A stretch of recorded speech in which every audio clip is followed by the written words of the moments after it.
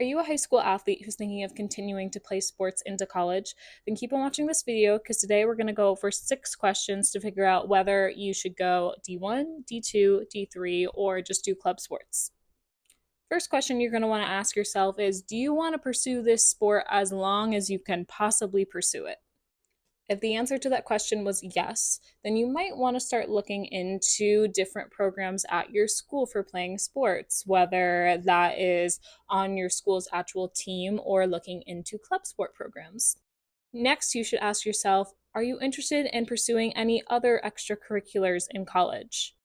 If the answer to that question was yes, then you probably want to actually avoid going D1 because your whole college career is going to completely revolve around your athletics. That means it's going to be really tough to pursue any sort of extracurriculars on top of also being a student, of course. Next question is, does it sound appealing to you to spend a significant amount of your time traveling while you are in school? Depending on the answer to this question, keep in mind that D1 is going to travel most, D2 travel a little bit, and then you probably won't be traveling that much if you are D3. And then you occasionally even will travel regionally with club sports as well. Next question is, how much time do you want to devote to academics?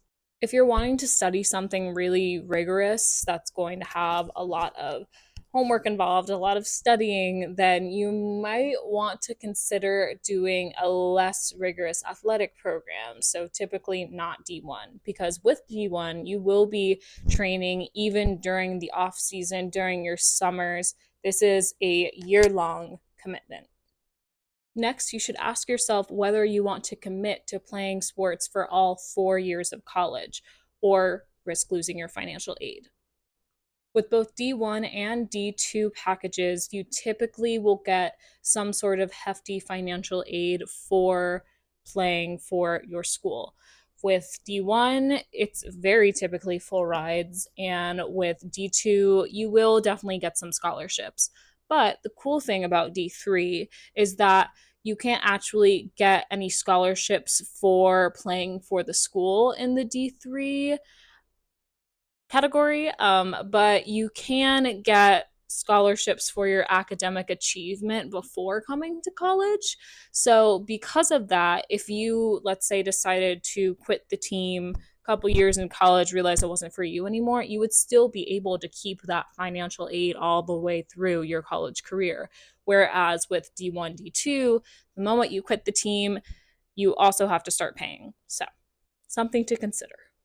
And finally, ask yourself whether better equipment and coaching is a really important factor to you. If this is the case, then you're definitely going to want to shoot for D1 schools. These are typically going to have the highest athletic budgets, and that means that there's going to be a lot better resources for you as an athlete. If you want to learn more about what it means to be a D1, D2, or D3 athlete, make sure to check out the full article in the caption below.